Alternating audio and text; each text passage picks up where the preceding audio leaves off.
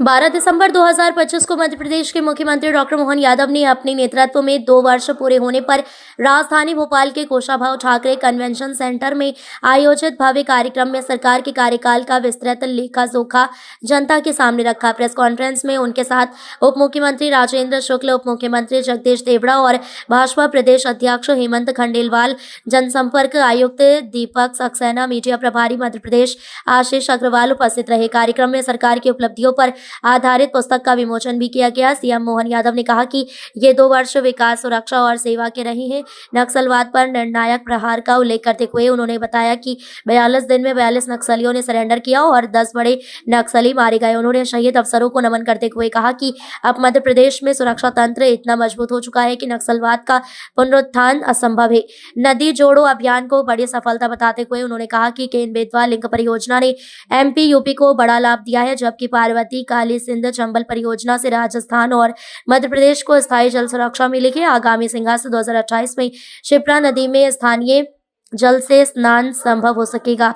राज्य में औद्योगिक और शहरी विकास का उल्लेख करते हुए सीएम ने बताया कि भोपाल अब जीआईएस हब के रूप में उभर रहा है। पीएम मित्रा पार्क, मेडिकल कॉलेजों का विस्तार, मेट्रो कनेक्टिविटी का विस्तारीकरण और पूरे प्रदेश में ई बस सेवा शुरू करने की तैयारी राज्य को नई दिशा देगा। उन्होंने कहा कि मध्य प्रदेश आज देश में सबसे सस्ती बिजली उपलब्ध करा रहा है और 19 धार्मिक नगरियों में शराबबंदी लागू की जा चुकी है। लाडली बहना और भावांतर जैसी योजनाओं को और सशक्त करने की घोषणा करते हुए सीएम ने बताया कि आने वाला वर्ष कृषि और अन्य महत्वपूर्ण सेक्टरों को समर्पित होगा। उन्होंने कहा कि सरकार का लक्ष्य अगले 5 वर्षों में राज्य का बजट दोगुना करना और नए आय स्रोत विकसित करना है। ये कार्यक्रम सरकार के 2 वर्षों की पारदर्शी, ठोस और दूरदर्शी कार्यनीति का सशक्त चित्र प्रस्तुत करता है। आज की इस प्रेस वार्ता में मित्रों, सीपीआर और आप सब, यद्यपि मैं प्रेस वार्ता में कोई नई बात या ऐसी कोई अलग से बात नहीं कर रहा हूँ, ये हमारे आपके सबके साथ बीते हुए 2 वर्ष के जिसके आप भी साक्षी हो, और शासन की योजनाओं में कमोबेश अगर हम कोई किसी वर्ग से बात करें तो सबसे पहले प्रेस के वर्ग से ही रूबरू होना पड़ता है और प्रेस के माध्यम से वो बातें समाज तक, नीचे तक जाती भी है। उसी सिलसिले में यद्यपि ये सरकार के गठन के साथ जो जो काम किए गए हैं, विभाग भी बहुत सारे हैं, योजनाएं भी बहुत सारी है और बहुत सारी योजनाओं में बहुत सारे क्षेत्रों में काम करने का प्रयास भी किया गया। लेकिन काम को करते करते ये बात भी सही है कि समय 2 साल का लगा, लेकिन ये काम भी इतना बड़ा रहता है कि 2 साल भी बहुत, अगर हम पीछे देखो तो बहुत लगते हैं, आगे देखो तो बहुत कम लगते हैं। पिछले मतलब इसी महीने से 2 साल की समीक्षा बीते कामों की और 3 साल के टारगेट विभागवार इस दिशा में काम करना प्रारंभ किया था और वो सिलसिला चल भी रहा, काफ़ी हद तक हो भी गया है। ये थोड़ा नवाचार भी है क्योंकि आमतौर पर विभाग की समीक्षा बजट के साथ साथ 1 साल में 2 बार विभाग की पर चर्चा आमतौर पर मुख्यमंत्री के साथ होती थी, लेकिन हमने इसमें थोड़ा नवाचार ये जोड़ा कि बीते 2 साल की भी अच्छी बातों को लेकर के सारे माननीय मंत्रीगण अपना प्रेजेंटेशन दे और उसी सिलसिले से जोड़ करके ये विकास और सेवा के 2 वर्ष, यद्यपि यह बात सही है कि यशस्वी प्रधानमंत्री नरेंद्र मोदी जी के शासनकाल में पूरे देश की कार्यपद्धति, काम करने के तरीके, टारगेट, केंद्र का समर्थन और आज तो और जोरदार चीज़ आ गई है, वैश्विक परिस्थितियां भी आज के समय में भारत के साथ एक अलग प्रकार से जुड़ रही है और ये जो वर्तमान का दौर चल रहा है उसका तुरंत असर ऊपर नीचे आने का भी पूरा बना हुआ है। हम सब देखते हैं 85 के बाद 87-88 से छोटे छोटे दलम बन करके नक्सलाइट अपना टेरिटरी बनाने लगे और उस टेरिटरी के बीच में से ये नया अनुभव आया था, हम कभी सोचते नहीं थे। आदिवासी अंचल, भूला भाला हमारा छत्तीसगढ़ का बेल्ट या मंडला, बालाघाट, डिंडोरी तक के इस बेल्ट में कभी पहला तो संयुक्त मध्य प्रदेश था, 90 के बाद वो दौर बदला और 2002-3 तक आते आते 2 राज्यों में बदल गया। लेकिन घटनाएं घटने लगी और उसमें क्या क्या हुआ ये दोहराना नहीं चाहूँगा, कल की प्रेस कॉन्फ्रेंस में मैंने बोल दिया उन सारी बातों को। 90 से पहली घटना सामने आती है, 88-89 से दल गठन होने लगे और बाद के घटनाक्रम में तो ये हुआ कि 17 पुलिसकर्मियों की 95 में एक तरह से हत्या होती है। ये पहली बार हमारे राज्य में हुआ है कि पूरी की पूरी बस के हमारे सशस्त्र बलों का एक तरह से बहुत भीषण वो नरसंहार जैसा हुआ। बाद में तो उसका परिणति ये भी हुई कि चुने हुए मंत्री के अपने घर से राज्य के मंत्री को बुला बाहर निकाल करके थाने के पास कुल्हाड़ी से हत्या कर दे। ये मध्य प्रदेश में पहली बार ऐसा हुआ था, कभी सोचा ना समझा। लेकिन आज़ादी के बाद राज्य और केंद्र की सरकार दोनों जगह एक दल की सरकार थी। हमें गर्व है इस बात का कि माननीय प्रधानमंत्री ने तय किया और माननीय गृह मंत्री जी ने लगातार ध्यान दे करके, जो 35-37 साल पुरानी एक चुनौती थी 2-4 साल के समय में, और अब तो डेडलाइन डिसाइड की। सच में जब उनने डेडलाइन डिसाइड की कि मार्च 2026 तक नक्सल वाली मूवमेंट समाप्त कर देंगे, तो बड़ा सुन के अच्छा भी लगा। लेकिन बीते साल जब बात की, क्योंकि मैं अपने राज्य की दृष्टि से अगर देख के बताऊंगा तो आप सब जानते हैं हमारा भौगोलिक रूप से इतना बड़ा मंडला, बालाघाट, डिंडोरी का क्षेत्र, जिसमें रिजर्व फॉरेस्ट इतना बड़ा, ऐसे में 25-30-40 लोगों को खोज के निकालना यही चुनौती रहती। लगातार 20-25 साल तक लाल सलाम ने जो माहौल बनाया कि फॉरेस्ट के अधिकारी से लेकर के सारे लोग, लेकिन ये सौगात भी मिली कि पहले तो हमारे अपने भी इस घटनाक्रम में बहुत दर्दनाक हादसे हुए। जिस आशीष शर्मा को हमने प्रमोट करके टीआई बनाया, कुछ समय पहले उनकी बलिदान भी हुआ, ये दर्दनाक भी था। लेकिन मुझे इस बात की प्रसन्नता के कुछ अच्छे पुलिस अफसर जिनने खुद ने मांग कर बालाघाट की ड्यूटी ली, मैं अपने आईपीएस अधिकारियों को बधाई देना चाहूँगा। आमतौर पर आईएएस आईपीएस पे कई बार सुविधा की और तमाम प्रकार की बातें आती हैं, लेकिन यहाँ के अपने इस राज्य के बहादुर अफसरों ने पोस्टिंग मांग के लिए और टारगेट लिया कि हाँ हम ये करके देंगे।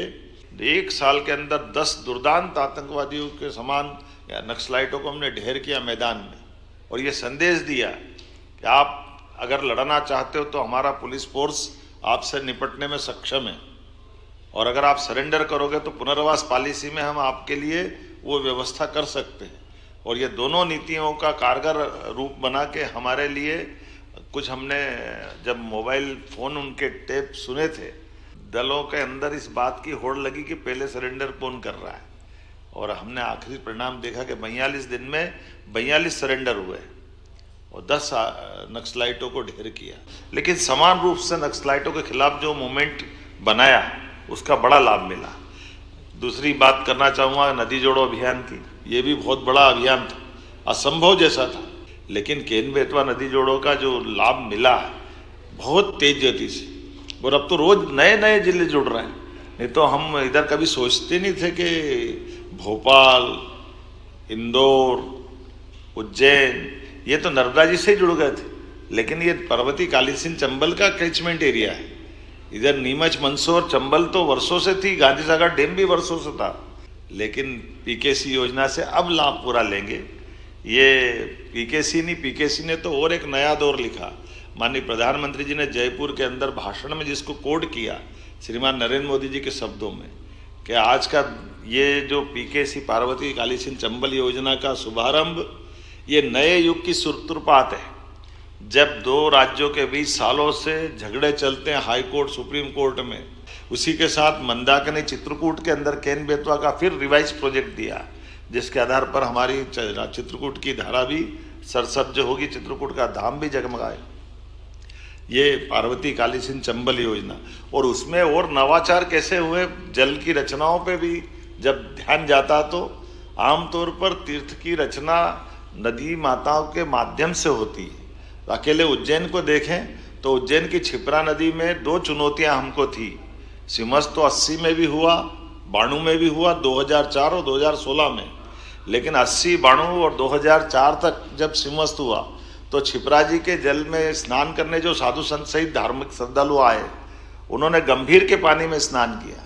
धन्यवाद देना चाहूँगा हमारे इरिगेशन डिपार्टमेंट के लोगों को, जिन्होंने इस चुनौती को लिया और हमने इस सिमस्त में क्षिप्रा जी के जल से स्नान करने का प्रबंधन कर लिया। बड़ी नदियों को राज्य के बाहर भी जोड़ने का अगर हम बड़ा एक रिकॉर्ड बना रहे हैं, जब यूपी के साथ केन बेतवा का बना रहे हैं, पार्वती काली सिंध चंबल के साथ राजस्थान का, या ताप्ती के साथ महाराष्ट्र का, तो एक राज्य के अंदर भी 2 नदी जोड़ो अभियान चलना चाहिए। ऐसे एक नहीं कई प्रयोग हमने और किए। उदाहरण के लिए आपने सबने देखा होगा, यही भोपाल में GIS नहीं होती थी, रीजनल इंडस्ट्री कॉन्क्लेव नहीं होती थी। उद्योग के मामले में एग्रीकल्चर ग्रोथ रेट तो हमारी बहुत अच्छी थी, लेकिन एग्रीकल्चर ग्रोथ रेट के अलावा भी हमारे राज्य के अंदर इंडस्ट्री जब तक नहीं आएगी तब तक हमारी ठोस अर्थव्यवस्था पे प्रश्न खड़ा होता था। और उस व्यवस्था पे विचार करने के बाद हमने निर्णय किया कि रीजनल इंडस्ट्री कॉन्क्लेव होना चाहिए।